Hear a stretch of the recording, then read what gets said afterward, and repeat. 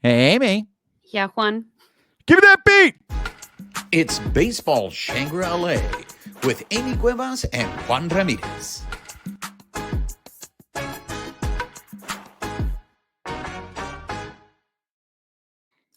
What's up, party people? She is Amie Cuevas. I am Juan Ramirez. You are listening or watching Baseball Shangri-La. If you are listening to us on the audio portion of the show, please make sure you're subscribed to the podcast. Rate us, write us a review, help spread the word. Tell everybody, come join the party. If you're watching us on YouTube, make sure you're subscribed to our YouTube channel. Hit that notification button, subscribe. Give us a thumbs up, leave us comments. We love engaging with you. And most importantly, make sure you're following us on social media on X at BB Shangri-La, on Instagram, YouTube, Blue Sky at Baseball Shangri-La.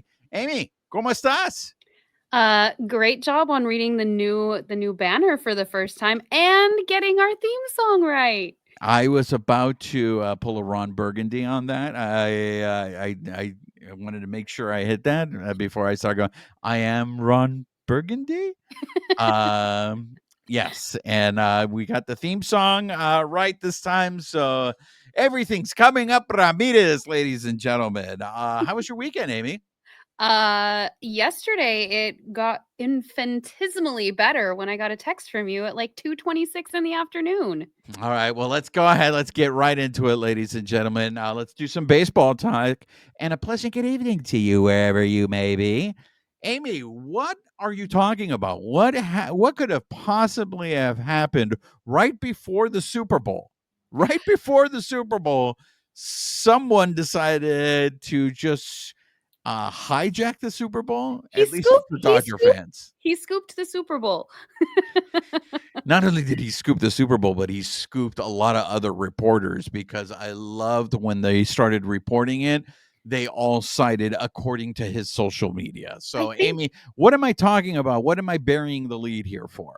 Kiké is back again. We have the rally banana for another year, at least reportedly, because it's not final yet.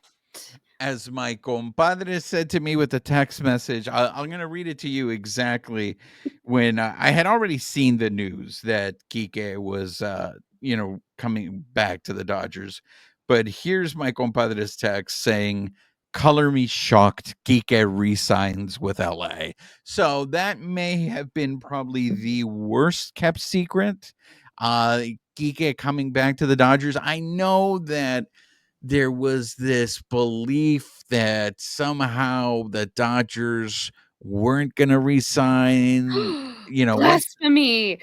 Once they made their last signings, especially once the 40-man roster got full again. Well, maybe Kiké's not in their plans, and then you kept hearing about the Yankees being interested in Kiké, and then of course, right before the Super Bowl. Can we talk about the message, Amie? Yes. Because I'm going to tell you this. There are some Dodger fans, and I'm surprised because for the most part, I think most Dodger fans love the whole we don't give a fuck. They've completely embraced There's that. our rating. You didn't even ask if we were live. We're not. If we're live, then I must have had a stroke. There's something going on here. I should have brought over my Kiké candle. Oh man. Well, to me, it doesn't have the same. If I go, we don't give an F. It's just like people are gonna think I'm on a Sesame Street episode, right? It's just we're not. Yeah, I love Sesame Street. Nobody nobody talk bad about it, but I'm just saying it doesn't give the same effect as saying we don't give a fuck, right? But we don't, right? Exactly. So, for those of you, if you haven't seen it, there is the initial. I believe it's one of those.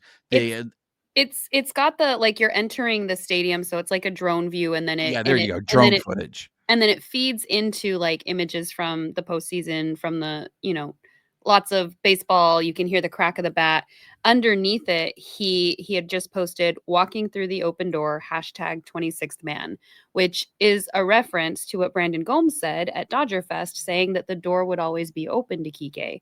So when I saw I see what he did there. That was our last episode. We talked about that. But just when I first saw him saying walking through the open door. I was like, please don't let Juan be getting my hopes up with this post. And then the next I one would was never do him. that to you, by the way. I would never do that to you because I've had a run-in with the unofficial Kiké fan club, and I Mhm. fear them. If nobody knows what getting shanked means, go hang out with the unofficial Kiké fan club, and you will learn what shanking means. If looks could kill. I'm glad you actually messaged me because I was hanging my World Series photos around my house that I hadn't put up yet. So I was taking a break, put my hammer down, and then I saw the message from you, got excited, and then got a little suspicious, like, wait a minute. How dare you? Do you just not trust me? No, I did, but I was No, like, you didn't. You clearly thought that I was gonna. Wow, you just think I am scum. I am like on the bottom of a shoe somewhere. That that I would mess with your heart like that. That is just straight evil right there. That what no, you you would think of never me. do that. You're my friend. Yes, friend, we are friends. No, look, let's pull back the curtain a little bit. All right. When anything comes up, Kike, I am convinced that La Reina de Playa Larga has like alarms set up, or it's just something like she will get Kike news before anybody gets Kike news. So there I am. I'm seeing the news break. I saw it from Kike himself, and I'm just waiting. I'm waiting for La Reina de Playa Larga to text me and go, "Did you see this? Did you see this?" And there was nothing. So I will say that there was a moment there where I got very concerned and was told my wife, "We need to get into the car. I think there might be something wrong. Like she may be laying in a ditch somewhere, and I need to find out." So I was like, you know what? I'm gonna do this. I'm gonna send it to her, fully expecting to get a response of, "Duh, you don't think I know this?" And I think I replied back. I think it had an expletive in it, but it was basically like squee Yes. after the fact because I had no clue. Like I said, so for those of you who didn't see Dave Vasse post around Christmas, he got this amazing panoramic picture photograph of Game 1 of Dodger Stadium. Some artist had hiked up and took the picture. I think it was like 19 frames, and he pieced them all together. Beautiful, beautiful image. Well, the guy was having a sale at Christmas, so I got myself a Christmas gift. I was hanging all of my World Series paraphernalia around the house. And like I said, I literally was coming down and when I first moved out 20 years ago, a buddy gave me a huge framing hammer, but he gave it to me because I was a Dodgers fan and he had painted it blue because he was also a Dodgers fan. So when I hang a picture now, I use this huge hammer. It's like probably almost the size of my arm. But I set that down and then I saw your Kike thing, and my hammer's name is Baxter, incidentally. So set Baxter down, saw your text, got excited, texted you back, and then immediately dove into social media.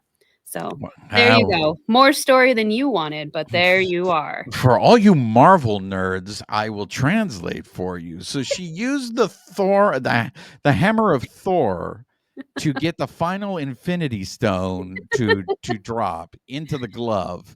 All right. Hanging all my World Series gear totally brought good juju, and then look what happened. So there are some Dodger fans, believe it or not, What? that thought that his "we don't give a fuck," the way he did it, not necessarily that he cussed, but the way he did it, and then when he said, "Are we live?" and then dropped the F bomb. There are some Dodger fans that I've spoken to that feel like that was uncouth, that wasn't cool. Even after his explanation, like when I think he was on like the barbershop podcast or something like that, Yeah.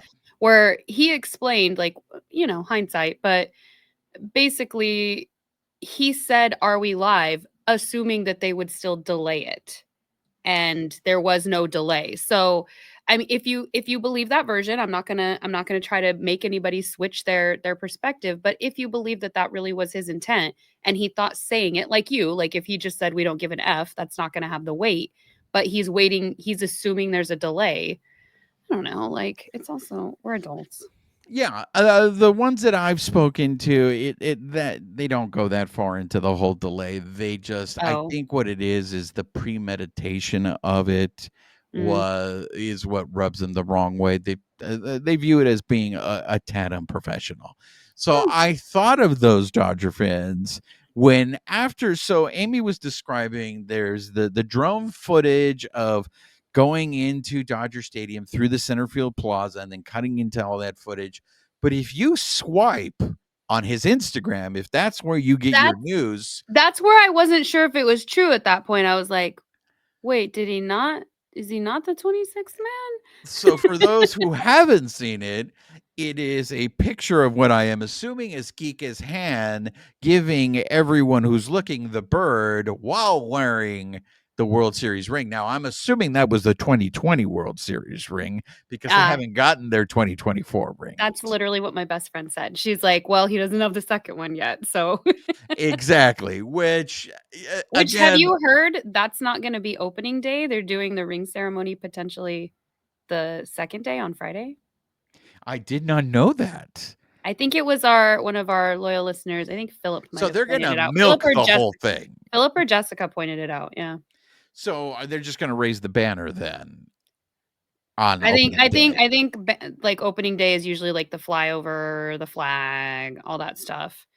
And I mean, they got to put up the World Series banner at least on opening day. I mean, I would have thought they were going to do the ring ceremony on opening day too. So here we are. No, it looks like they're going to milk it the whole opening series. They're probably going to do something all the way through to Wednesday related, where Shohei's going to get his bobblehead. And so defend your boy, Amie. Defend your boy. Bobblehead day. Defend your boy. Do you think it was cool how he gave everybody the bird with the 2020 finger?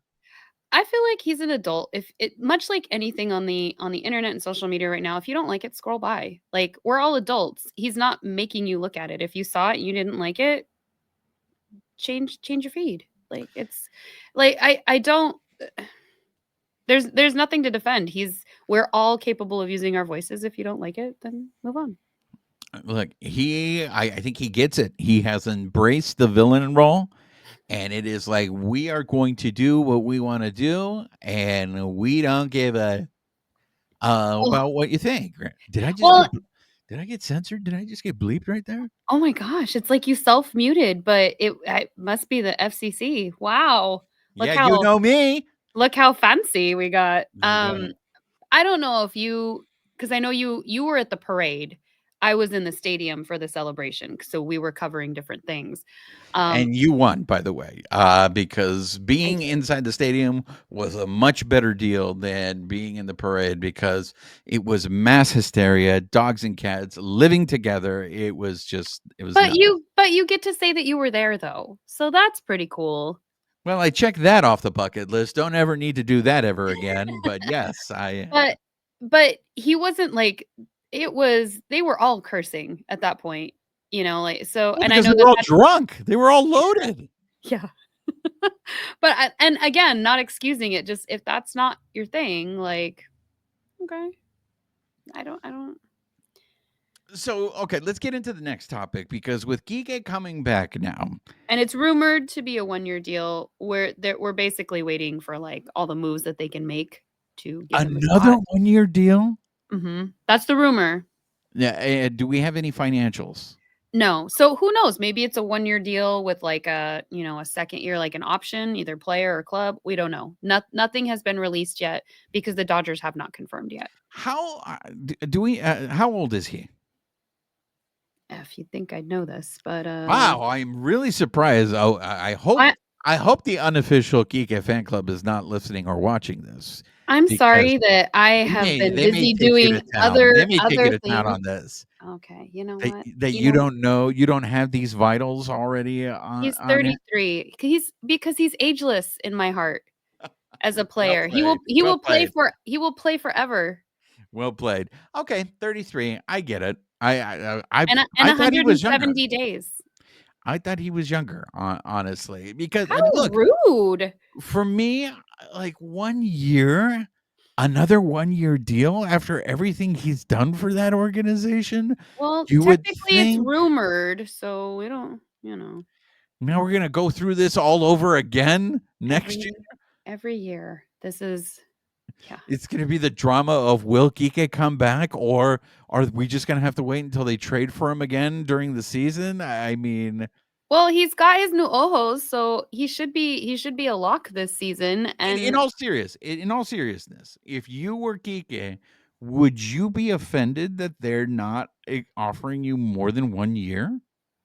I mean, probably a little, but at the same time, though, like, okay, much like Teoscar took less than what he could have gotten elsewhere, do you take what they're willing to give because you want in that badly? Or do you pass it up on principle because you're like, no, I want a multi-year deal? Where it's like, again, how many millions are enough millions versus the experience and the quality of the team that you're going to get right now with where everybody's at. Like you said, Freddie and everybody else, they're not getting any younger. So do you buy in now while you can? Well, I think that with the Oscar, the issue wasn't the money. I think with the Oscar, the issue was he wanted that extra year. Yeah, to make And it to service time. and that's why, like, for me, another 1 year deal for Kiké, I don't know, because I don't think he's spoken about it, but I don't think it's enjoyable for him every year to have to renegotiate and Or I even would the price that he's been getting. Like I'm sure it's not great, but at the same time, what is it worth to you? Because he got not traded away. He left in free agency once. He knows what that feels like. If yeah.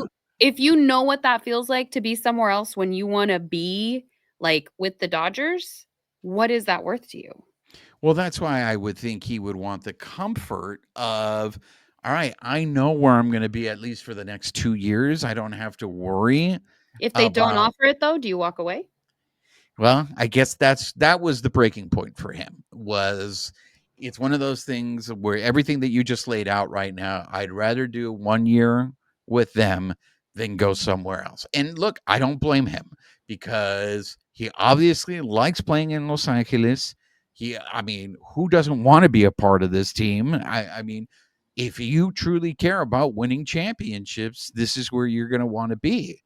And Uh, I mean, it's known they all like the culture of this club, but look at even just the sage words that we heard from Roki Sasaki. Basically, like, you don't know when your baseball time is up.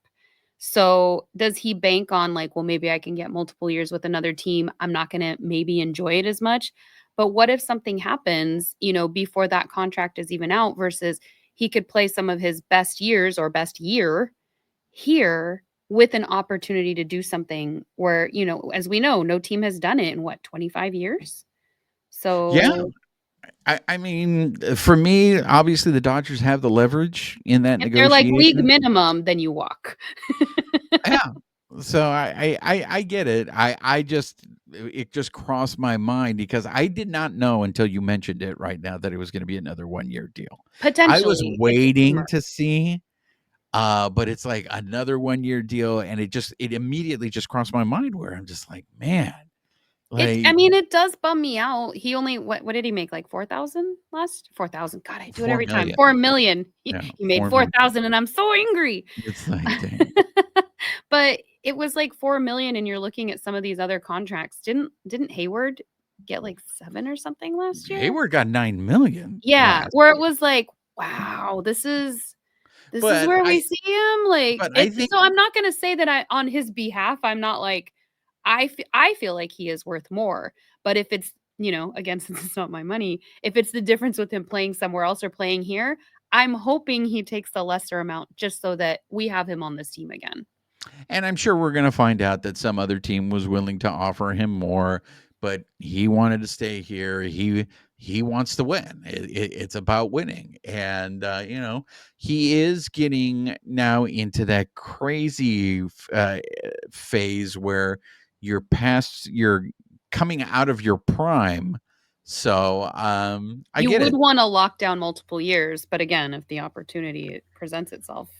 But it also seems like he really wants to take advantage of. I want to win as many championships as I can. If I Mhm. can get a payday later, I'll do it. But for right now, I want to take advantage of this moment that the Dodgers are in right now. Well, it just means I get that much more leverage or more Oh, usage look out of at my you! shirts. So, Look at you! Of I get my course, money's worth out of my rally banana gear. there we go. All right, so let's move into this next topic because signing, even though you said it's not official, yeah. Wait, a couple other things. I don't know where you're. Oh, I kind of know where you're going. Okay, I can work them in there. Can you Keep trust going. me, friend? Friend, can you trust me? Yes, amigo, I can. All right. So they're at the 40. The roster is completely full. So they can't officially announce this until they make a move on the 40-man roster. Well, at the time we are recording this is Monday, February 10th. Even though it seems like everybody's already reported, I don't know if you've seen all the pictures of all the players, even since last week, Shohei and Mookie were already in Arizona. They were already working out. Technically, the first official day that pitchers and catchers report is when, Amie? Okay, so this is where it's been a little confusing. I was under the impression it was tomorrow, but I've also seen reports that it's today. So I saw everything I had seen was the 11th. I saw the same thing as you, as the 11th. Okay. The fact that the Dodgers still haven't announced anything leans to me that it is tomorrow. Yeah, What it's February 11th. Just I people think posting all over saying today, and I'm like, pictures well, and I catchers think will it's report today today. because so many players showed up today. But But it's officially the 11th, and then the 13th is their first full squad workout. the 11th is the important date because that's when they can start moving people to the 60-day injured list. So the Dodgers have so many pitchers that are injured that they can move to the 60-day, which will then free up Kiké for them to announce Kiké and be able to be added to the 40-man roster. And the guy that everybody else is asking about. Who's the guy that everybody else is asking about? I don't know. He might be a pitcher who's been around for almost 2 decades, near that. Honestly, I don't think they're going to announce Kershaw early. I really think No. they're still waiting to see because he had surgery. Yeah, they're I waiting think- on medicals, like to see one, how he feels, but also what the medical reports are saying. Yeah. So, and look, with the number of people they're going to be moving to, yes. You just said, look, and I was drinking. Oh my God, I made it happen. Hi-oh. With the number of people that the Dodgers are going to be moving to the 60-day IL, they have time. You know who didn't make it? Who didn't last? Who didn't last? Ryan Brazier got DFA'd last week. The Cubs picked him up for cash, and then straight cash, homie. And for a player to be named later in cash considerations on the Dodgers side. Look, that's no surprise. For everyone that keeps saying that the Cubs aren't going for it, the Cubs have made some interesting moves. Ryan Brazier is going to help their bullpen, and they have Ryan Presley now as their closer. Who knows what they're going to do? Now, there are rumors out there that maybe the Cubs might be a suitor for Bregman because Bregman is still a free agent. Ladies and gentlemen, you heard me right. That people are reporting to spring training this week, and Bregman has not signed with a team yet.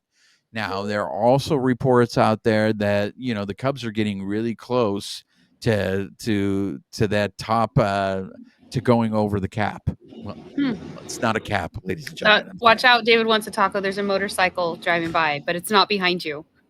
Let's just call it the threshold because that seems to make more sense in Major League Baseball. The threshold. I love that we have to just be very sensitive to David wants a taco and we gotta protect him at all costs. I say, David, what is going on in your life, man? We want to hear this. Why are you so worried? He listens in the car. We've got to keep him safe. Oh, that's right. He does listen to the car. So look, the Cubs, I think, are making moves. I think that's a good pickup for the Cubs. Brian Brazier, especially for giving him up for cash or some, experiment later on. I think that's a good pickup for the Cubs. Again, Ryan Brazier has been volatile, so you don't know what version of Ryan Brazier you're going to get over there. But I think you're not giving up much. I think it was a good pickup for the Cachorros. Mm-hmm. Okay, that being said, going into spring training, because pitchers and catchers are reporting this week. At some point, whenever they want. Yes. Kiké will be announced, I believe, this week because they'll make room. All I heard, and I want to know if you heard this also, was what are they going to do with Chris Taylor? What are they going to do with Chris Taylor?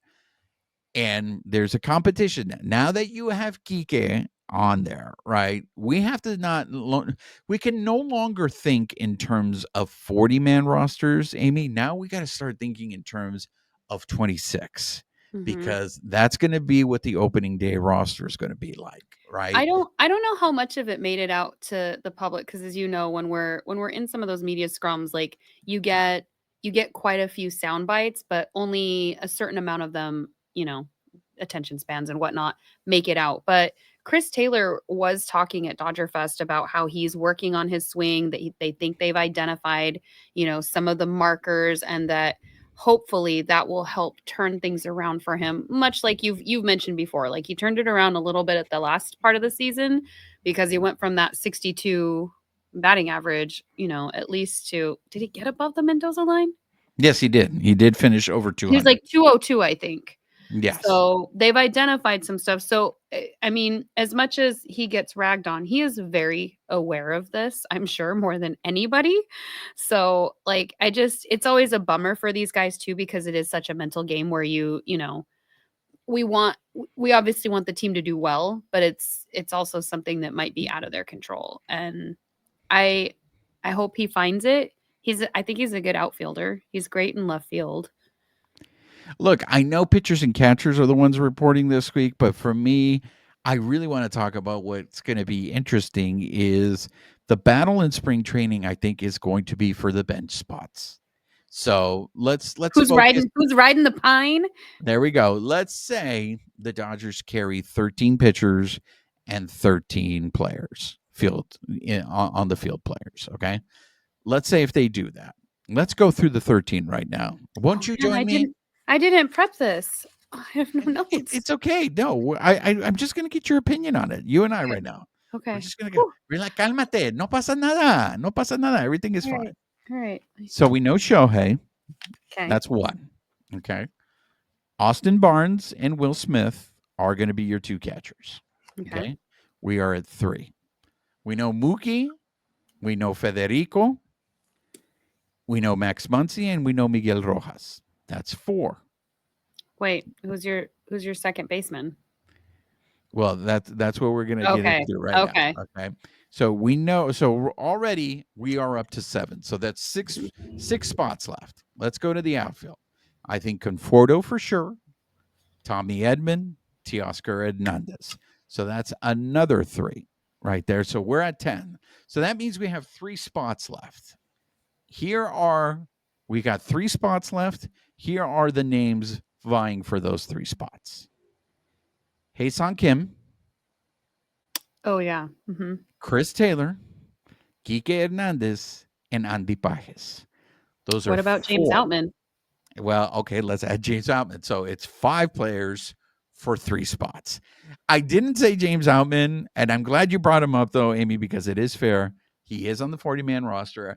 I think poor James Outman doesn't stand a chance unless there's an injury in spring training. Of those 3 spots, I think he probably has the least chance of getting those 3 spots. You concur? I think Hae-Sung Kim probably shoe-in. Okay. Because we already haven't even looked at, second base, because Miggy's he would be the backup for short. All right. So you're going to put Hae-Sung in one of those 3 spots, right? I mean, isn't that why we got him? Okay. So then that means we got 2 spots left. We got Kiké, we got Chris Taylor, and we got Andy Pages. At that point, I would go with the productive people first. I would put Kiké and Pages on there because Kiké can float, Pages can cover in the outfield. And that's what I think is going to be what spring training is going to be about. It is the sound of music, ladies and gentlemen. How do you solve a problem like Chris Taylor? Oh, that's not where I went when you said sound of music. The hills are alive. Sing it. With the Joe, sound a of deer, music. a female deer, Ray, a drop of golden sun. Me, a name I call myself. Far, a long, long way to run. Okay, right. Sorry, guys. Sorry. So, a needle pulling through. Well, let me tell you a few of my favorite things. Hi-oh! Anyways. Oh, my gosh. This is going to sound crazy. and I know it's going to What? upset a Ooh, lot of people other than me singing The Sound of Music to you. tell me I know more. that's probably already upset people. I think Andy Pages may start the season in the minors. Is that crazy what I just said? No, I mean, he didn't really get much playing time in the postseason either, if I remember correctly. I feel like that was 10 years ago, but also like 5 minutes ago. So, I mean, he's the only one where you really could potentially do that and not alienate some of your guys. So, He has options. I mhm. think you have to. Like I said, I firmly believe this. I think Chris Taylor is going to be given an opportunity, but he's going to have a very, very short leash. With you re-signing Kiké, I I think did it? Oh, you're yes, welcome. exactly. This is all your work. I think you have the luxury of starting Pages in the minor leagues, which I know it's not going to make fans happy. I don't. Because he has the options, that's the more logical pen on paper choice because you wanna kind Because of figure what out. if Chris Taylor has a great spring? What if Chris Taylor is looking really, really good? He is a veteran. Mhm. Look, you want the Dodgers, I think, subscribe to You veterans. They like you veterans. want him to do well though, like, not just you, I mean, you. Like, you want him to do well on the team, you don't want him to not do well, and now he's taking up a potential roster spot, so the hope would be he does find it, he has been working on it, and it shows in spring training, and now you have another versatile chip. If you ask me to pick a utility player, Chris Taylor or Kiké, I'm gonna go Kiké all the time. He is my favorite player for a reason. I think he is very versatile. Especially since he's gotten the glasses, I think his offense has improved. And to me, like, logic, not logic. He's my favorite player for a reason. Chris Taylor, I think, has had some good years. He's made some good plays, but he's been struggling as of late. And if he can find it, you know, that just makes the Dodgers a richer, more robust team. Yeah, so that's the storyline as spring training is about to start. That's the storyline that I'm keeping an eye on. How are they handling Chris Taylor? And I would not be surprised if Andy Pache. Now, of course, an injury will change all of this. Oh But god. I think signing Look, Kiké, Prince of Darkness, not so soon. look, you have to say it, you have to acknowledge it. But I just think with the signing of Kiké, of those 3 spots that are open, I think 2 of them are filled with Hae-Sung Kim and Kiké. Well, you And didn't sign him to sit on the bench. Exactly. So that's why for me it's really one spot, but like you said, technically you have 3 players fighting for that one spot, but I really think it comes down to Chris Taylor and Andy Pages for that last spot on the bench. And because Pages is young and he has options, you do have that luxury, and I think it serves for the purposes of depth that as the season progresses, if you do have an injury, Bacchus is the first call that you make and you bring him up. He's had major league experience, so it's not going to be a complete shock to the system. The only thing that makes this interesting to me is if James Outman ends up having a huge spring, if James Outman ends up looking like a different player in the spring, and maybe Bacchus struggles a little in the spring. Well, he is going into his sophomore year, so that's when everybody's seen tape on him at this point. But something else that we need to take into account, while Freddie Freeman will be on the roster, he's not going to be participating much in spring training. So somebody's going to be getting reps at first base. I mean, obviously we're going to see the rookie, not the rookies, but like the non-roster invitees and everybody coming up. But he's still rehabbing that ankle. He's not even, I mean, if anything, he may just now be starting to run on it if he's even there. So that's a factor too, at least through spring training. Yeah, I expect Taylor, Bacchus, Outman. I expect those guys, Hae-Sung Kim, to get a lot of playing time in spring training, and that's because they need to make a decision on the bench. They need who is it that? But right now, look, I think if the Dodgers could have drink. By the way, everybody, if the Dodgers could Hold have on, I've traded, got too many cups here in preparation for this episode.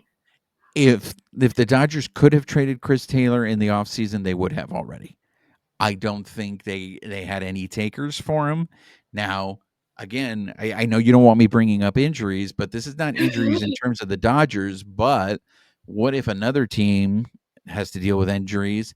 They get desperate, and all of a sudden they want to talk to the Dodgers. Once they break camp. That's why, to me, in terms of storylines, pitchers and catchers are the ones that are reporting.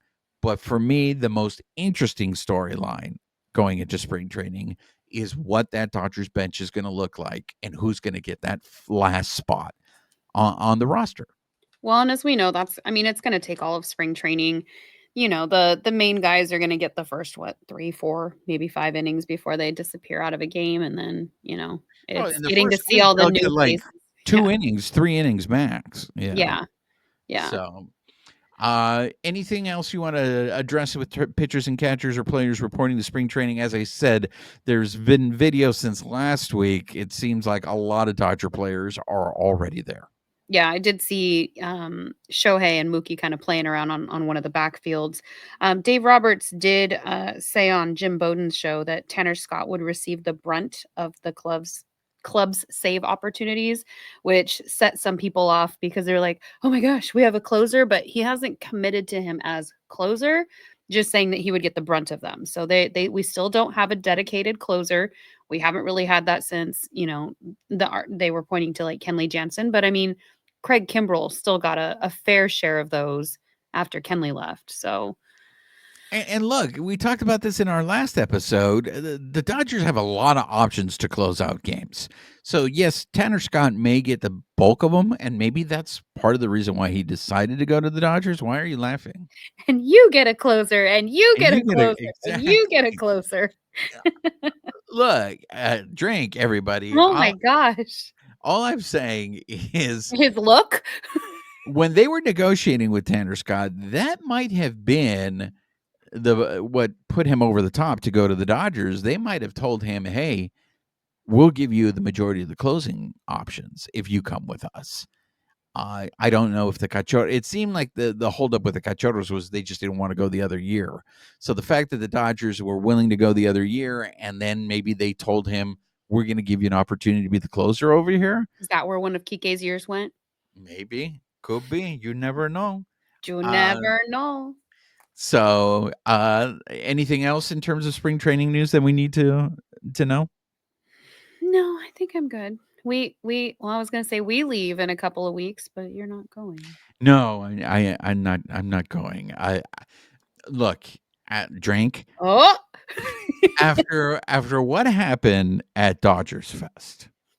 Dodger Fest to me is a small microcosm of what spring training is going to be. You missed it last year. And it's I wouldn't say that I missed it, Amie. I was really waiting. I set you up. I don't think I missed it. I did not want to be a part of that, but I can just imagine what the crowds are going to be like at Camelback, especially with Roki Sasaki there now, coming off of a World Series championship. It's going to be nuts down at Camelback Ranch. It is, but even last year, like they have the designated areas that fans can be. So it's still like when you see the players come out from the workout area and then go to the kind of their backfields, like that's always been a zoo. And really, as we know, like usually it's really kids who get the autographs. It is along the back fence too. So you've got both sides, the first base side of that first field and the third base side of the other one. There are a lot more people loitering in that area. But security still keeps everybody kind of condemned in a spot. So as far as the fan base, like they're really there to see the players. So yeah, that's gonna be a pass for me. Spring training this year. I just I think I'm out. becoming I don't know if it's just I'm becoming claustrophobic. I can't deal with the crowds. It's just nuts. But you will be missed. There was a story that actually broke last week that we didn't get a chance to get to. So I want to make sure we talk about it this week. And that is everybody harped last year in terms of umpires, how bad they are, especially AJ Hernandez. It's like, why can't they fire these? Well, breaking news, ladies and gentlemen, a major league umpire got fired. Amie, do you want to? Little asterisk though, it wasn't for what we call for them to be fired for. What are you talking about, Amie? Oh, Jesse Rogers reported in ESPN. I think that's the article you sent me last week as we were getting ready to record. Yeah. 38-year-old umpire Pat Hoberg was fired. So digging deeper into this story, I thought this was more of a recent story. And while the final decision was recent, he'd been under investigation since February of last year. They set down their decision in May, and then he appealed it. And so as of this year, they had finally gone through the appeals process, and they determined, nope, we're firing you basically for like kind of conduct unbecoming. So he had borrowed his buddy's gambling account. So his buddy gave him the login and the password. He lived in Iowa. And so initially he would text him, have him put bets on other things. They met in 2014 at a poker table, so they were betting on different things. That friend might bet on baseball, but the umpire Pat did not. And over time ended up getting the login and password. He would go in and place bets, and then they would communicate through an app called, I believe, Telegram. And so they would keep kind of the ledger there. That later got deleted, not realizing they were under investigation, or not. But Pat had said that he deleted it because he was embarrassed by the frequency and volume of betting. But because those messages were irretrievable, that was also part of the firing itself for the conduct that just not becoming of a player. He did not uphold the integrity of the game, and because he deleted some of those messages. Was that enough? I have plenty more, but that gives no. you We can go even further. We can do a further deep dive on this. But I just want to, before we go into that deep dive, I just want to address something that you talked about right now, since this has been going on since February of last year. I don't think you could ever accuse Major League Baseball of moving on things quickly, only because when you said that, Amie, you know what I immediately thought of? We still don't know what the fate of Julio Urias. They have not made a formal decision on Julio Urias. And so to hear that they were investigating this umpire since February of last year and we're just getting wind of it now. He was removed from spring training last year, and then he was inactive for the season because of this investigation. And so through all of this, he can apply for reinstatement no earlier than the start of spring training of next year in 2026. So he can still try to get reinstated. So let's get to the bottom of it, Amie. I saw a lot of discourse about this. Was Major League Baseball right to dismiss him for this? Because and you can confirm from the story, he didn't gamble himself. This was all he didn't gamble. He didn't gamble on baseball. He did gamble, just not on baseball games. So thank you for clarifying. No pattern was determined that not only did he not bet on baseball, but that he influenced any games. So of the 141 baseball bets that were placed by his friend, 8 bets involved 5 of the games that Hoberg either umpired or that he was performing duties for the replays. But they said that it wasn't connected to game fixing or manipulation, and that while the baseball bets were profitable, there was no like particular club that was being bet on. So they've determined that there's no evidence that he did, but because of, the situation, he should have known better, and he didn't uphold the integrity of the game. I think baseball had no choice here. They had to do it. That Major League Baseball had to do this. And it goes back to something that Fay Vincent, the former Major League Commissioner baseball, who passed away last week, we talked about him briefly at the end of our show. Fay Vincent warned Major League Baseball back when he was the commissioner about getting involved with gambling. And I know that this problem is not exclusive to Major League Baseball. As a matter of fact, this is nothing new to Major League Baseball. We go back, as Amie has said, you go back to the Black Sox scandal, gambling. 1920. That's why we got a commissioner in the first place, thanks to the Black Sox. Yeah, gambling has always been not just a part of baseball, but it's always been a part of sports. But the fact that lately, over the last few years, sports has been so welcoming of gambling, I think this is you can't have your cake and eat it too. Yes, Amy. You mean because the sportsbook industry brought in 10.92 billion in 2023, which is a 44.5% increase over 2022. And the Fay Vincent article, which was really interesting, Tyler Kepner in The Athletic wrote this article. Fay had spoken to them in November, so clearly before his passing. But it notated too, MLB is the official partners with FanDuel since 2019. The MLBPA, the Players Association, just went into a licensing agreement with FanDuel as of November of last year. Networks, they all showcase betting information, ballpark gambling ads. They even acknowledged, as a writer of The Athletic, that The Athletic has a business partner with BetGM for an online sports book. So it's pervasive in the game. And you're right. Vincent said that there's no overstating the danger of gambling to the sport. And one of the things I thought was really interesting is he said that policing is virtually impossible. Baseball has no real rules or regulations, and that the last time there was an attempt to regulate was with Pete Rose, but the world has changed since everything that happened with Pete Rose. And he did have an opinion on the 2017 World Series. He believed that Manfred should have punished the Astro players and no immunity, like let the league sue them after the fact. But it was just interesting to see, one commissioner or former commissioner's perspective versus another one.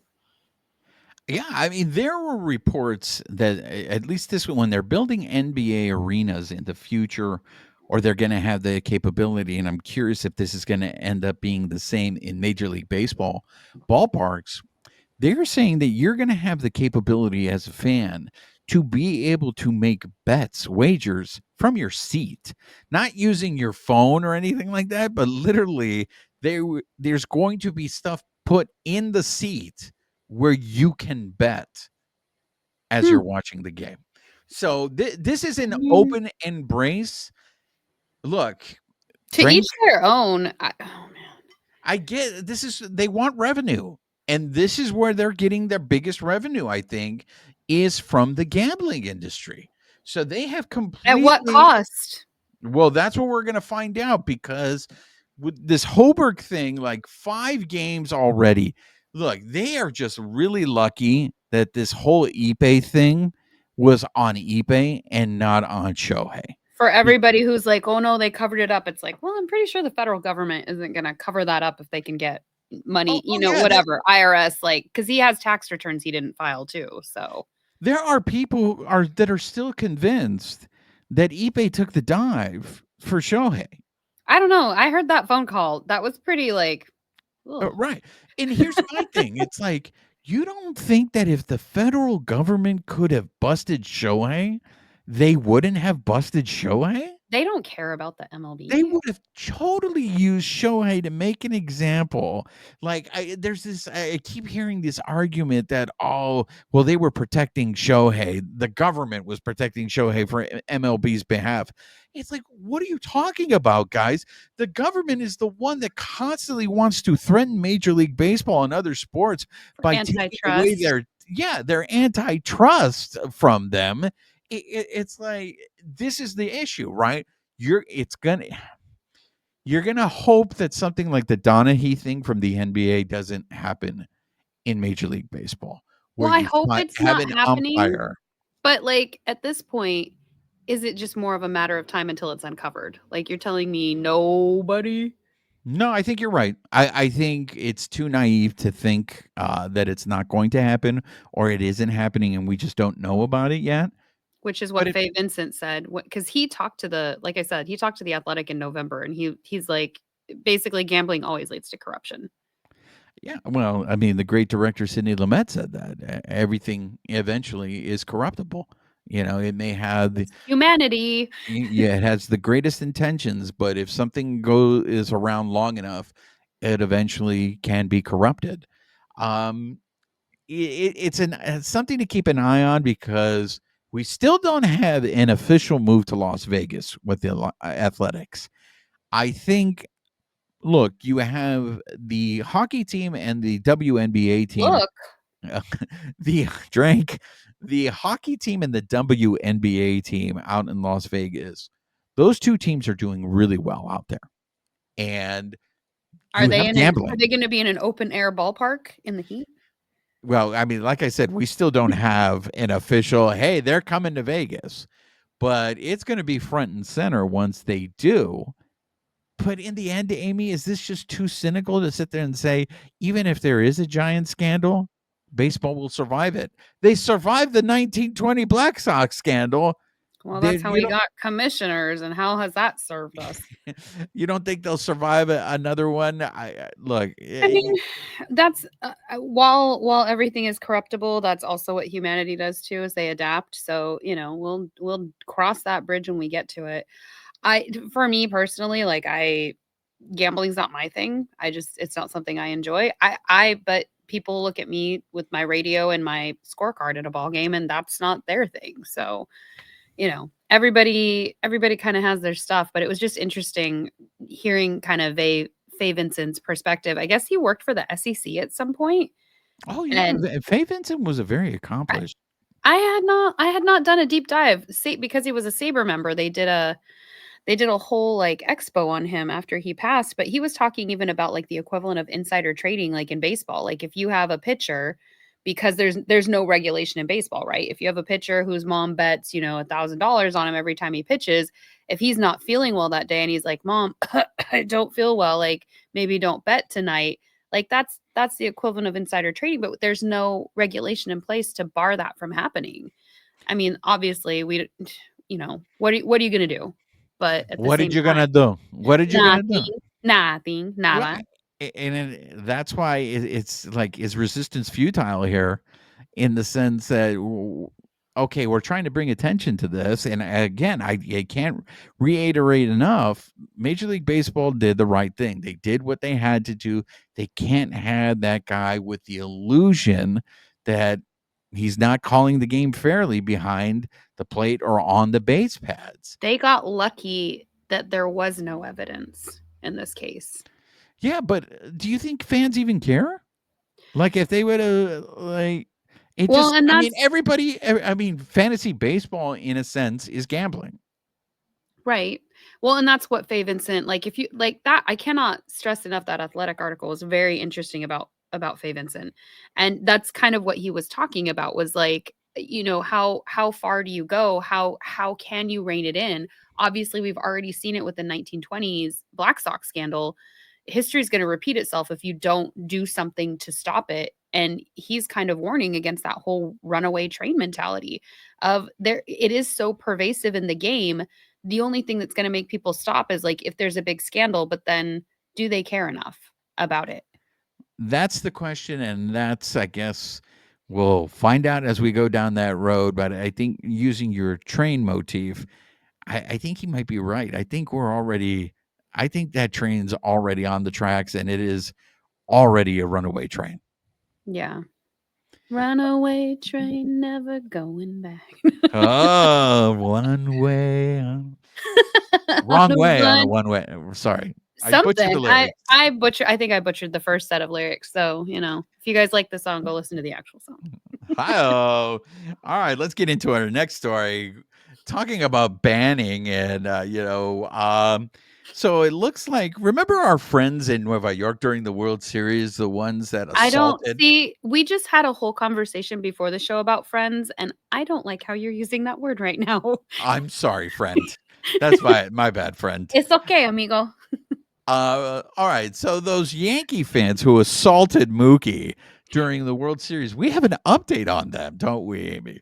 Yeah, so apparently the main one, the one who grabbed the glove, Austin Capobianco, he has an article about how his life has changed since this happened.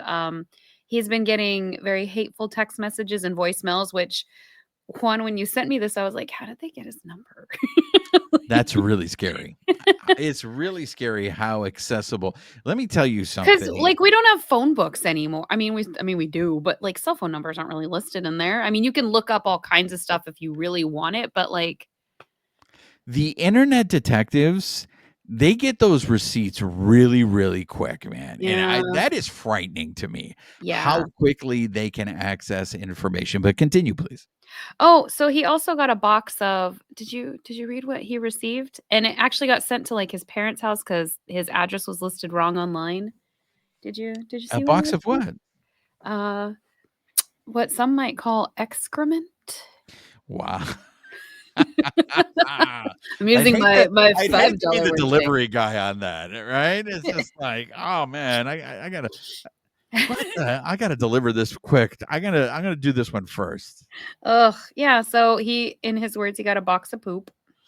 Um, so he like the article talks about how he regrets interfering with Mookie Betts. He wishes the whole thing hadn't happened. He's definitely disappointed that he's banned, but he understands why. And he hopes to get back in MLB's good graces sooner rather than later. But what was interesting is he wanted to tell his version of the story, but as I was reading it, it contradicts every interview that he did after the game. And it wasn't like people were just writing about it, with sources of sources of sources. These were his actual words in video interviews, in, direct quotes, where I just, his final kind of word after that was like, guys, you won the World Series, leave me alone. But it was like, but you said you were going to defend the wall and you were going to knock the ball out, and now he's saying he never planned to touch a player, just maybe knock the ball out, make sure that the Yankees didn't get an out. And that You, it's very interesting. Amy, do you have any empathy towards him in terms of all the treatment he is getting? Like, when do you sit there and say enough is enough? I mean, I definitely feel like he's living out the FO of the FAFO, like he effed around. He's definitely finding out, but I think this is something that it's I don't I'm taking the empathy part out of it for a second. This is where I think it's important to remember that all of our actions have consequences. So when people talk about like, I have freedom of speech or I have this or that, yes, you do, but you don't have freedom from the consequences. And in this case, whether he was going to guard the wall or, oh no, I was just going to help the Yankees not get an out, even though I'm not on the team and I'm just a fan and I'm in the stands, like there are still consequences. So these are big ones, but it wasn't fan interference and now I have to live with the perceived shame of I interfered with maybe a play that could have changed the balance of the game. This was they assaulted Mookie for all intents and purposes. Whether it was a split second and you blacked out and you didn't realize you grabbed somebody's hand, like you still did that to another human being and there are consequences to that. I can't just walk up to you and like do I mean, he said she said, but at the end of the day, like you can't just assault somebody and not have a consequence. Well, I think that's the key word in this. Is it's crazy when you have consequences to your actions, how quickly people tap out and be no mas. No, I don't want to do this. And it's like, you weren't like that when you were initially running your mouth off, doing interviews. Part of me also, Amy, feels like this is what happens when what's the word I'm looking for? I don't want to use justice because I think that is an overplay. Karma? But if the Yankees would have stepped in immediately and said, "Look, we're not going to stand for this," if Major League Baseball would have gone in there, it's kind of in a sense what I feel like what happened with the Astros in 2017. Because Major League Baseball didn't do anything to them, I know this is a very poor choice of words, but I just can't think of anything else. But you have these almost like vigilantes will say, almost like, well, we're going to take justice into our own hands then. The fans are picking up the mantle. Exactly. If you're not going to do anything to them, then we have to do something because we are going to police this because you refuse to police it. That's where maybe my like putting the empathy I put on hold, that's where I pull it back in. Like I understand fans have feelings about this, But this is where it's hard, right? Did the MLB make these decisions after the fact because the fans were so vocal? Or would they have made this decision to ban them all along? From what we saw initially, no, because they were going to let them back in the game the next day, except that there was a big kerfuffle. And so then they kind of backtracked that and banned them the next night and gave the tickets to charity. I think for me, if the MLB had, let's assume they were going to do the right thing, and in my case, in my opinion, banning them was justified because of what they did to Mookie. You don't know that that's not going to happen to another one if they don't have the presence of mind to, I didn't even realize what I was doing. But I'm not huge on like text messages, voicemails, delivering boxes of poop to people. Like, to me, like, once the MLB handed down that decision, to me, that okay, good enough.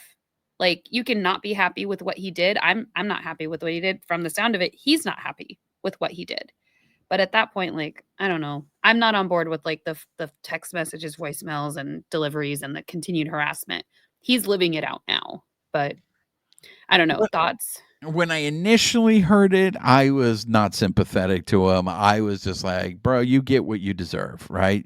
You get what you get. But then when I started actually reading the story, and I was like, the box of shit, I'm just like, all right, guys, like, nobody deserves that. And also, they sent it to the parents' home. The parents weren't the ones who did this. So Well, they now didn't know it was the parents, but yeah. yeah, but Now they're innocent bystanders. Exactly. So there is a part of me that starts asking myself, when is enough, you know, enough, I right? think that's what he's asking too. Yeah. And what sucks is it's like, are you showing remorse because it took these extremes for them to come out towards you, for you to be like, okay, I get it now. And it's like, are you really sorry about what you did? Or are you just saying this because you want this to stop? And that's the problem, And right? that's the layers, I think, to it. And you know, we'll never know, much like much like everything. But I guess to me, like, I agree with where you're coming from. Like, because initially it was, we're going to defend our wall, we're going to block that ball, we're going to, you know, this is our wall. And then to come out now in retrospect and it's like, we never planned to touch the player. And it's like, well, it was a coordinated attack, whether unplanned or not. You grab one hand, your friend grabbed the other. So you guys said you planned this. Yeah, I think you're Like, absolute. I think that's what the big thing is right there. What you just said, Amy, is we all heard what you said after. We didn't hear anything you said after that point. mhm, So whether you are showing contrition or not, it doesn't matter, because what the public hears is the last thing you said, which is, we are defending this wall. We are not ashamed of what we did. We'll do it again. And that's, you know, mhm, that's Humpty Dumpty falling off the wall. It's just yeah, like, that's what got, not everybody's going to be paying attention to all the details of their story. There's a lot of people that just read the headlines, and what the headline reads in your situation is, you said, I don't care, I'll do it again. And mhm, because of that, this is how you're getting treated. yeah, and I think he closed out like, "I'm a hero in Yankees land, I'm a villain in America, I don't really care, I just wanna be forgotten about, that's it, I want people to forget about me." I even just the, "I'm a hero in Yankees land," to me, it's not something, if I was in that position, I would say, because I don't, that's not how I wanna be a hero. And on it, if I was like, if this happened in Dodger Stadium, if one of our fans did this, I would not be lauding that person as a hero. So even just to make that statement, it feels just a little like, the perspective's still off. Maybe maybe you're saying you're a hero in Yankees land because people are telling you that, or do you really believe that? Because I'm sorry, if you're part of my fan base, I'm not lauding you as a hero. It's one of those things where a moment goes left on you real quick. Mhm, I believe them in the sense where they maybe not did not think they had, you know, they were going to do what they ended up doing. mhm, But what happened was a situation that they weren't expecting happened. They reacted the way they did. They can't go back and change how they reacted. They got caught up in the moment of it, and now it's, I do, like I said, I think it's the the box of FO. yeah, I think the box of shit is just a little too far. I think we've made our point with these guys. Mhm. If they hold Let up to it the go. ban, you know, I think they learned a very expensive lesson, and it's just really too bad that it has to go to these extremes for Mhm. them to get it. My biggest concern is if this truly was just a gut reaction in the heat of the moment, what is your gut reaction in other situations like that? Because that's telling of this is at least in that moment who you were at the core. Like that was your like cuz I don't know about you, I'm not going to do that to a player, but we all have different responses in different situations. That's more concerning to me of like if you're in a similar situation, what is your split second reaction to that when other Well, people are involved? And I I'm ju- not just talking about baseball. I just saw an interview with the guy, the Dodger fan, who threw the ball at Profar. Or, well, he didn't throw it at Profar. Mhm. Profar gave him the ball and he threw it back on the field. And yeah, I was at that game. I saw how it escalated. And then I saw afterwards the topic of discussion about how Dodger fans are a bunch of bums. As a matter of fact, I don't know if you saw this, but when the Show Pods had their fan fest a Yes. couple of weeks ago, they were taking shots at Dodger fans. And So what and this just guy's going through, to be clear, I don't condone that behavior either. Like not that was not great behavior in that moment. We shouldn't be throwing things at other players. but that's one of those moments again that I feel with that Dodger fan, things escalated, things went left on him very, very quickly. Did he anticipate that it was going to turn into all of this? No. He was having a back and forth with Profar the whole game. Profar came back to him. Profar played a role. I mean, this situation Mhm. with the Dodger fan, I think, is different than the situation with the Yankee fan. At least from what we know, it didn't seem like Mookie was antagonizing these guys during the whole game. And I have not heard that from the Yankee fans themselves saying, hey, Mookie was giving us the business the whole game. No, I was other there. I saw Profar and how Profar was acting towards Dodger fans throughout that game. at the Yankees game, other people actually complained to the MLB when everything started happening that those guys there were other complaints of them in that area before the Mookie incident. So it Yeah. wasn't just that. I think that's where my different perspective of how I approach baseball games comes in because I don't personally like jawing with players because I'm like I'm here to watch the game. I'm here to watch them play. Insulting them if they insult back, like I just to me that's not enjoyable. So Right. I don't identify with that, but there are plenty of people who love that. They think that's the best part of the game. Like, oh, I got a reaction out of them. Great. That's kind of the answer to the Kiké thing you asked me in the very beginning. Well, what if somebody doesn't like that? We'll scroll by. I don't like it. I don't do it. If you want to do that, I mean, it was a very emotionally charged interaction from both Profar and that fan, and we saw how that played out. Absolutely.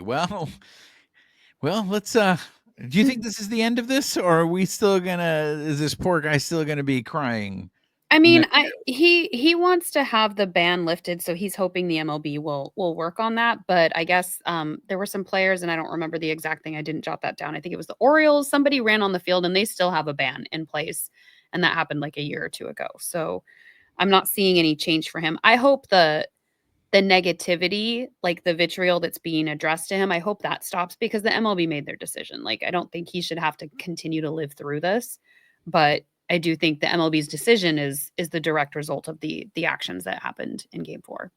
Long story short, stop sending shit in a box to his family and to him, ladies and gentlemen. All right, next topic, Jim Bowden. Jim Bowden opened his mouth again, Amy. You wanna fill us in on this? Yeah, you sent me a foul territory clip, and he was saying that the television and streaming revenue should be shared more equally between all 30 teams. So he's talking about like sharing the revenue. Should we have a salary floor or a cap? Should the teams open the books? And it was a very pro owner stance.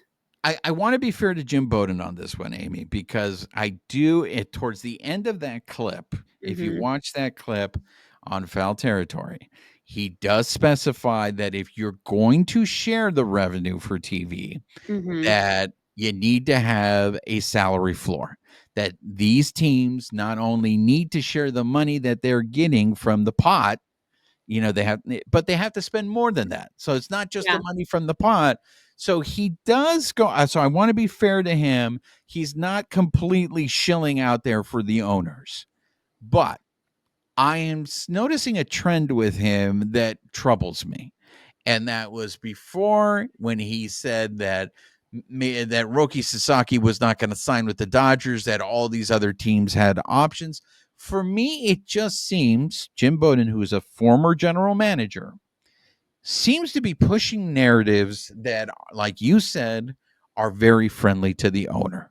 Which is fine if he balances it out. But to your point, if there's people who don't read the whole article, don't listen to the full clip, and they just get that, like the kind of the clickbait, then at that point, that's what they're hearing. That's the message they're taking away, and that's what they're gnawing on in their brain versus the full message of, no, we really do need to share it.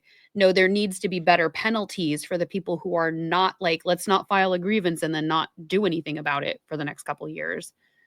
That didn't really make it into the headline of it. It just seems like he's being a mouthpiece for the owners. And the reason I get that vibe is the specific example he cited in that quote, where other teams were like, so his suggestion is this, is that the other teams that are basically not the Dodgers, not the Metropolitans, not the Yankees, not the Red Sox, maybe the Cachorros, basically, if you are a mid to small market team, what you need to tell what he is advocating for. And I'm sure he's going to sit there and say, no, that's not what I'm saying. It's like, no, this is literally what you said, that if you were those teams, you would say, if you were on a nationally televised game, we're not going to play that game unless you give us the same amount of money that the other team is getting. So that to me is a little troubling, because it's like, okay, let's say there is a Sunday night game between the Dodgers and the Tampa Bay Rays. So, Jim, what you are telling me is that the majority of the people tuning in to watch that game are tuning in to watch the Rays? Right. And that's why they deserve to get half of what the revenue of that game is? It's we have to be, again, it's common sense here.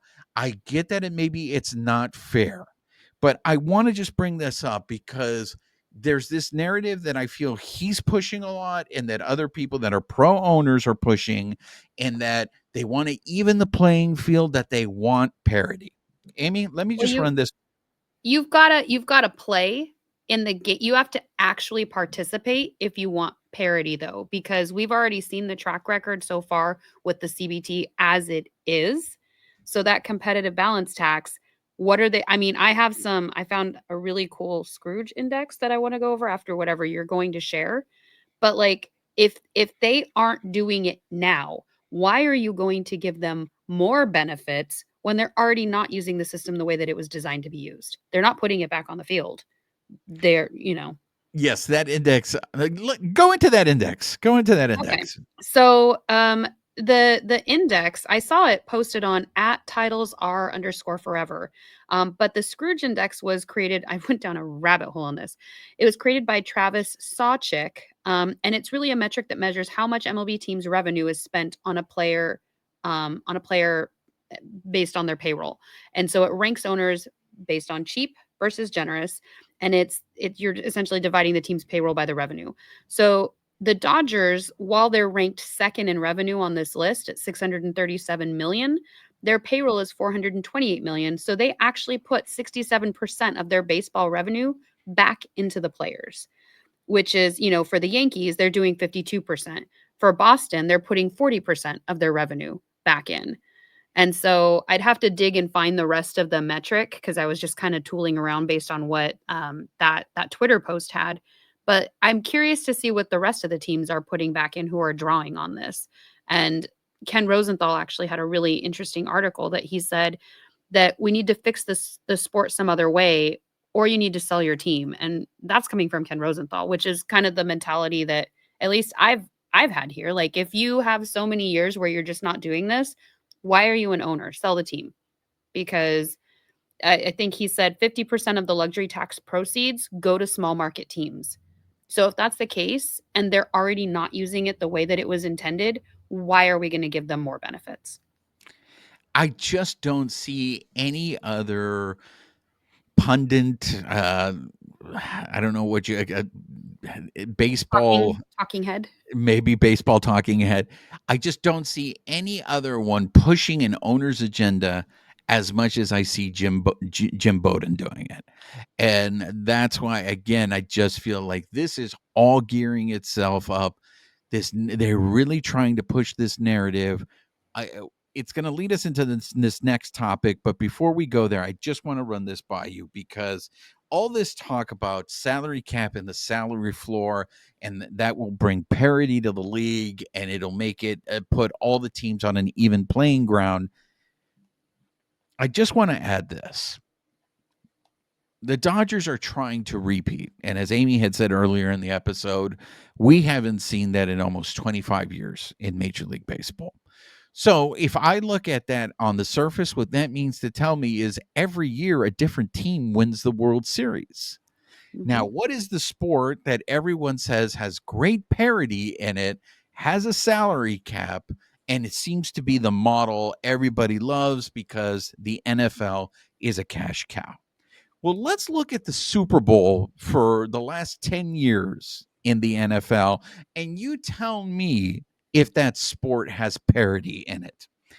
The Chiefs, the Kansas City Chiefs, have been in the last 10 Super Bowls. They've been in 5 of them, Amie. The Eagles of Philadelphia in the last 10 years have been in 3 Super Bowls. You look at this, and then we have the 49ers. The 49ers have been in 2 in the last 10 years. We have let's see here.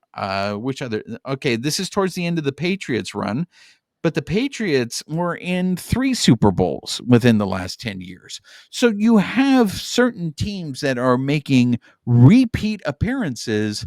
How is that parity if you're seeing the same teams in the Super Bowl, but yet in Major League Baseball, they haven't had a repeat winner in 25 years? And the Chiefs were just trying to go a three-peat on them.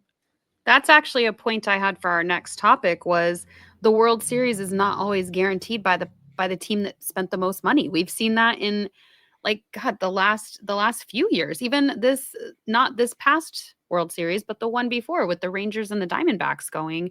Nobody, I mean, I'm sure gamblers, but like nobody really saw that coming with the way that the odds were supposed to go. And I did find, so I just looked up that Scrooge index. So the Athletics are at the bottom of the list. 241 million in revenue, 81 million in payroll. They put 34% back into their team, and yet they're receiving funds from the CBT. They're the lowest, right? Mm-hmm. In terms, name another team. I've got them all on here. If there's what are the Angels doing? So that was actually really interesting. So out of the 407 million in revenue, they put 189 back into payroll. They're actually at 46% putting back into the team. Are there anything on that list that surprises you? The Tigers, 36%. So they have 294 million in revenue, 106 million in payroll. Who's the other one that we typically look at? Is it Miami? Or is it the Marlins? Yeah, let's see what the Marlins are at. Marlins are at 43%, 274 million in revenue, 117 million in payroll. The Pirates, they're pretty low, 41%. Let's see. So Tigers, the Reds, 303 million in revenue, but 119 million in payroll. They're at 39%. So some of these teams that we're going to see in the next story, where Manfred has his council of people who advise him, some of these teams are reflected there. And if you're being advised by the teams that have the lowest on this, I mean, it's obviously the Scrooge index, but the numbers don't lie. If you're putting 34% of your payroll back into your team, where's the other money going? Where's the rest of it going? So it's almost like what you're telling me, Amie, is that the teams that put more money into their team are more successful because they're putting money more back into their team? I know that logic might hurt your brain. Do you know that there was one team that exceeded 100% on that list?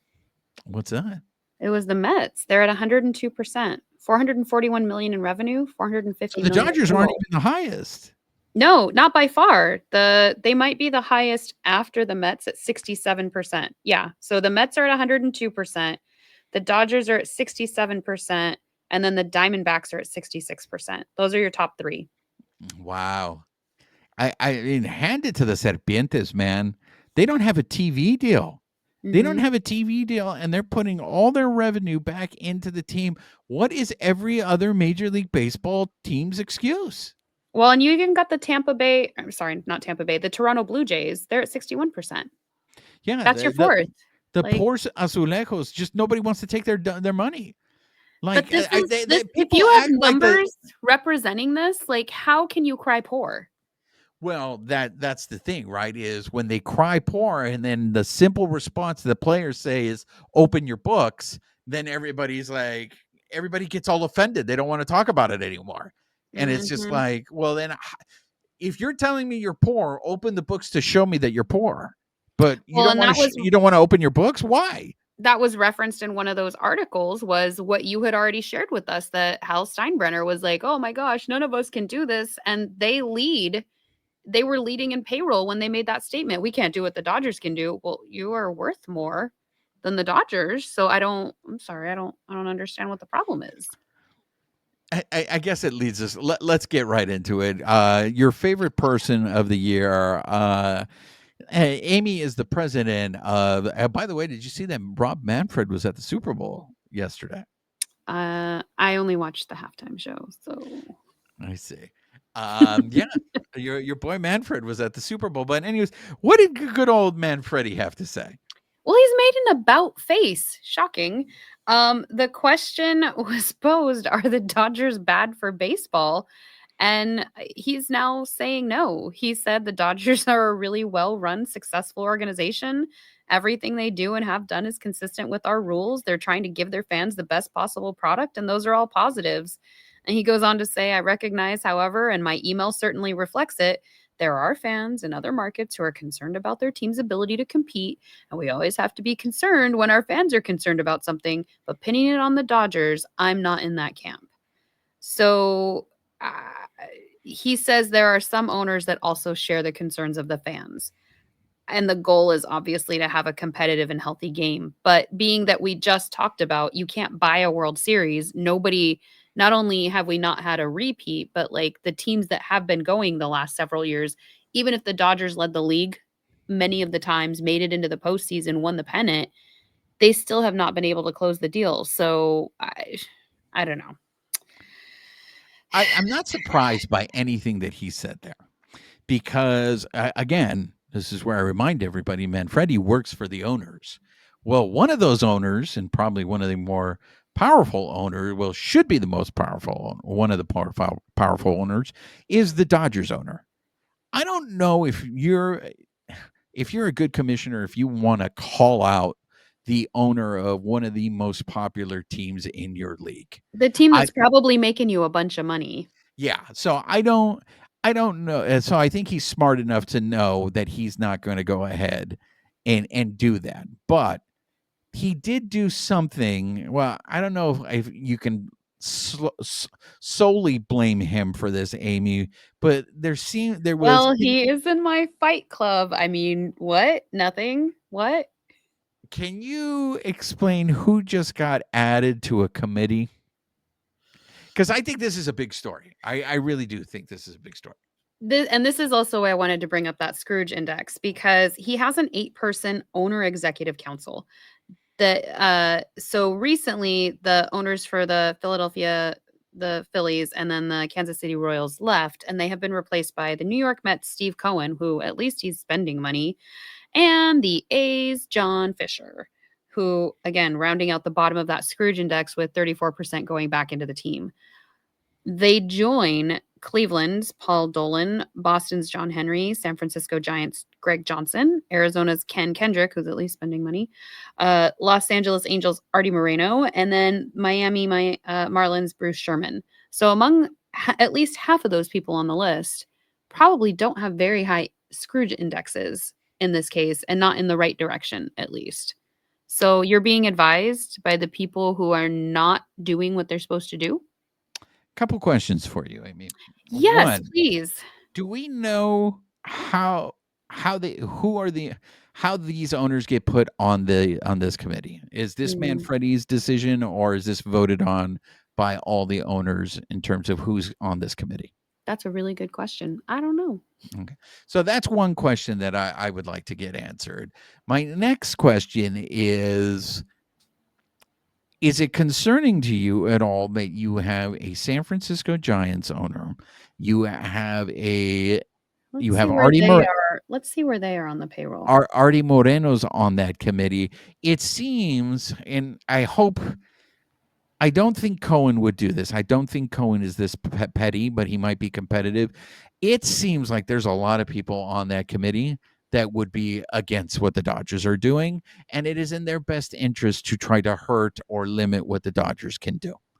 Is that me being paranoid and not being objective at all? No, I mean, there's a lot of people that the Dodgers not only play against, like, especially in just even in their own league. You've got the Giants and Arizona.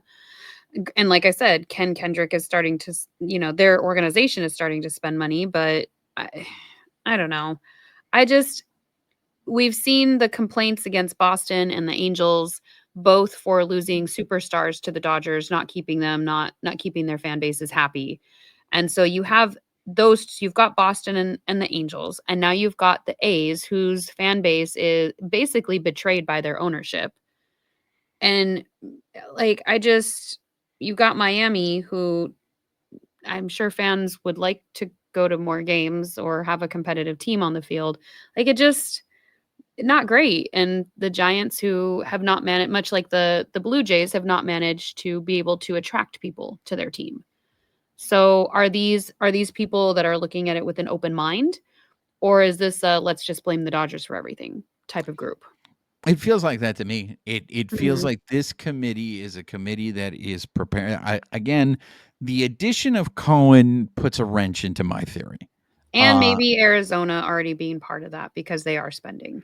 But it does feel like the rest of the owners are ganging up and getting ready for the next CBA to basically put in plans like limiting deferrals, doing everything that the Dodgers do well.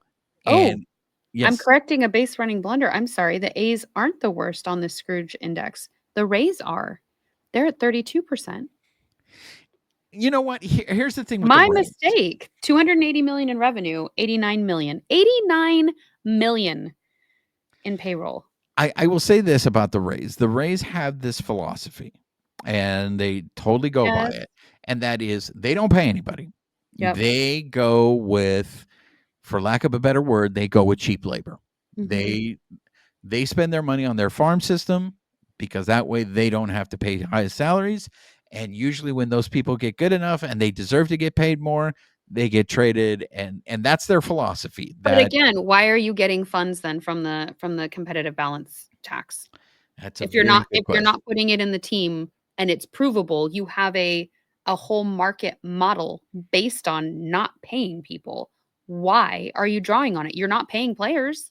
So what are we doing? That's a very good question, and to give credit to Jim Bowden, I'll go as far as to say in his plan, all right, if you're going to take money, you have to be able to spend at least as much as you're getting or more. You don't get to sit on the couch and eat bonbons all day. No, that's shout out to Peggy Bundy, ladies and gentlemen. Yes, All I was right. hoping you would get it. Wow, ladies and gentlemen. And what about them We'll toaster be having a V-Buns? no-man meeting later on Whoa, today. whoa, whoa, This whoa. this goes out to one of our loyal listeners. I'll see if he'll get it. Ooh, him. So, anyways, are you okay? You just had an eye roll right now. I feel like you might have hurt yourself. Not on this show. All right. Any last words before we wrap things up, baby? Yay to Pete Alonso, who finally got his contract. That's right. Pete Alonso finally he's re-signing with the Metropolitans for a shorter amount of years than I think he wanted. 2 years and 54 million. So a couple years ago, he was offered 7 years and 158 million, reportedly, not confirmed. And then I believe during this free agency, it was rumored that he was offered 3 years and 70 million. Curious to see if Bregman does the same thing with the Astros. Well, If is he a Boris client? Alonso? Alonso is a Boris client. Okay. So I don't know who Bregman is represented by, but I am curious if Bregman will go for a short amount of years and just try the market again later on. But again, pitchers and catchers are reporting this week, ladies and gentlemen, and he is still without a team. So And something to keep an eye on.